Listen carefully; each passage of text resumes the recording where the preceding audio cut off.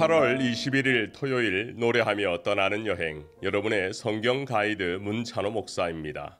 오늘 본문은 아가서 5장에서 8장, 최상의 노래 완전한 사랑입니다. 실내에서 거주하는 시간이 많은 이때에 방송가 사람들은 음악 예능의 전성시대라고 합니다. 최근 몇 년간 모든 방송사를 통틀어 시청률 상위 탑 10 중에 5개가 음악 예능이 당당하게 자리하고 있습니다. 흥의 민족답게 음악이 주는 에너지, 노래는 우리에게 그만큼 많은 영향을 주고 있는 것이죠. 트롯도 더 이상 시니어의 유물이 아닙니다. 팝과 힙합이 더 이상 젊은 세대의 유물이 아닙니다.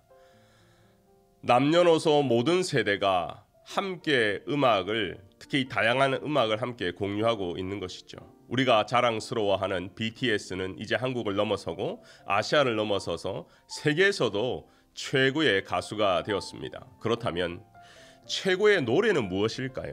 각자가 생각하는 베스트가 다 다르겠지만 성경이 말하는 최상의 노래는 아가서입니다. 그래서 아가서를 영어로 Song of Songs라고 하는 것이죠. 최고의 노래였기에 시가서 중 무교절 기간 마지막 피날레 제8일의 아가서를 낭독합니다. 제가 초신자를 만나 성경에 관련해서 여러 가지 질문을 받다 보면 나는 왜 그런 생각을 하지 못했지 하는 기발한 질문이 많이 있었습니다. 아가서를 처음 접하는 새신자는 아가를 잘 키우는 지침서인가? 전도서는 전도하는 책인가? 잠언은 잠잘 때 읽는 책인가? 이렇게 생각할 수도 있지만 사실 모든 성경이 시가서입니다. 노래, 가사라는 것입니다. 오늘 본문 8장을 중심으로 완전한 사랑 그리고 아가서의 사랑을 결론과 함께 마무리해보고자 합니다. 대중가요 중에 가장 많이 불리는 주제는 누가 뭐라고 해도 사랑 노래일 것입니다. 독일 철학자 헤겔은 누구도 그 시대를 떠나서 생각할 수 없으며 그 시대 정신에 따라 행동한다. 시대가 변하면 사고방식과 행동이 달라지는 것은 당연한 것이다. 그런데 사랑도 마찬가지다 라고 표현했습니다. 1970, 80년대 음악 차트를 보면 정훈이의 그 사람 바보야, 나훈아의 그정 못 잊어 이런 노래들이 유행했죠. 노랫말에 비유와 은유를 사용해서 이루어지지 못한 사랑을 간접적으로 슬퍼하는 노래가 아주 많았습니다. 그리고 이런 노래들이 대중의 사랑을 받았죠. 사랑을 표현해도 아주 조심스럽게 은근하게 사랑을 표현했다고 합니다. 1990년대부터는 보다 솔직해진 가사가 많았습니다. 변진섭의 희망사항, 청바지가 잘 어울리는 여자, 밥을 많이 먹어도 저도 배가 안 나왔으면 좋겠는데요. 내 얘기가 재미없어도 웃어주는 여자, 난 그런 여자가 좋더라. 2000년대부터는 남성들이 부르는 애절한 사랑 노래가 약진하기 시작합니다. 남성은 강해야 돼. 남성이 사랑 때문에 운다고? 무슨 말도 안 돼. 하는 이런 전통적인 인식과 달리 사랑 때문에 아파하는 존재로, 특히 이 조성모의 아시나요 곡을 보면 남자들도 사랑 때문에 울었습니다. 2010년부터는 여성이 사랑을 아주 직접적으로 도발적으로 표현하기 시작했습니다. 그리고 가사는 솔직해졌고요. 구체적인 표현이 더 많았습니다. 그렇다면 아가서의 사랑은 어떤 사랑일까요? 아가서는 어떻게 사랑했을까요? 첫 번째로 서로 사랑하고 서로 표현하는 관계입니다. 과거 한국 가요를 보면 남자가 능동적이고 여자가 수동적이었다면 아가서의 사랑은 솔로몬도 능동적이고 술람미 여인도 능동적입니다. 그리고 그것을 다 표현했습니다. 표현하는 것이 중요하죠.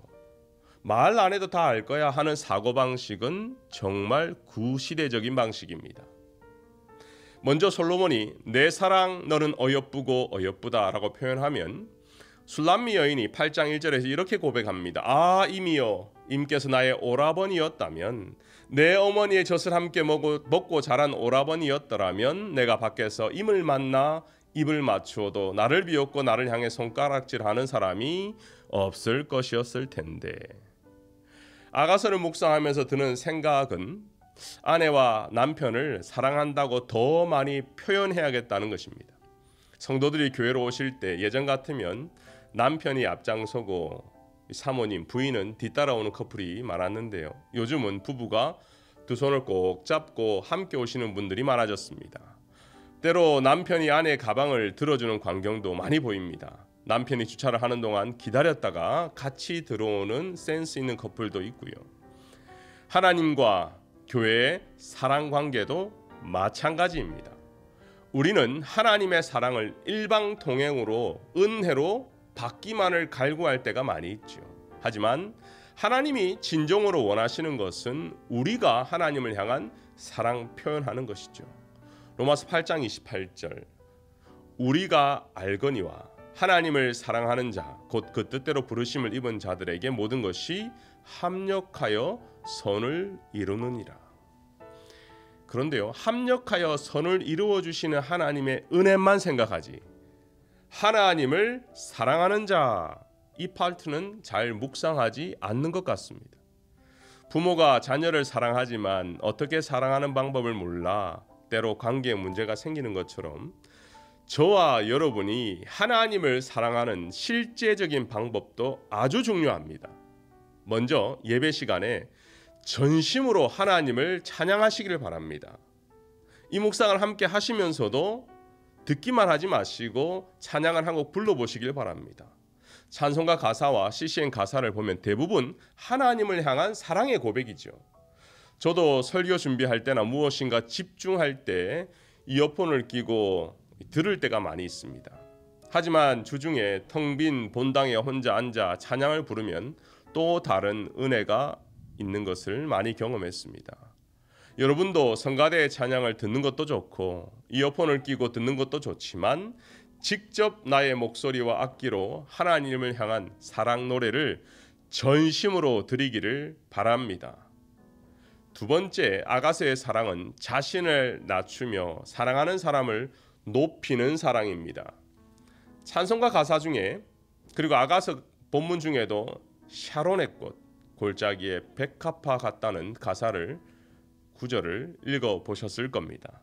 샤론 하면 영어 이름으로도 많이 쓰이는데요. 그러다 보니 아주 아름다운, 아주 품이 있는 이런 느낌으로 생각하는데 사실은 정반대의 의미입니다. 그냥 들판이라는 의미예요. 히브리어로 샤론은 그냥 평원이라는 뜻입니다. 이것은 자신을 낮추는 표현이죠. 겸손이 최고의 미덕인 것은 우리가 잘 알고 있습니다. 하지만 실제로 겸손하긴 어렵습니다. 부부간에 싸우는 이유가 무엇입니까? 자존심 때문입니다. 교만 때문입니다. 판단하는 것 때문입니다. 하지만 참 사랑은 남을 나보다 낮게 여기고 남을 높여주는 사랑인 것이죠. 특히 교회 안에 성도 간에도 이것이 꼭 필요합니다. 그렇다면 성도 간의 사랑을 어떻게 실천할까요? 슈바르츠 목사가 쓴 건강한 교회에 꼭 필요한 8가지 특성 가운데 마지막이 사랑의 관계다라고 말하는데요. 정체되거나 쇠퇴하는 교회에 비해 쭉쭉 성장하는 교회들은 높은 사랑 지수를 갖고 있다는 사실을 발견했다는 거예요.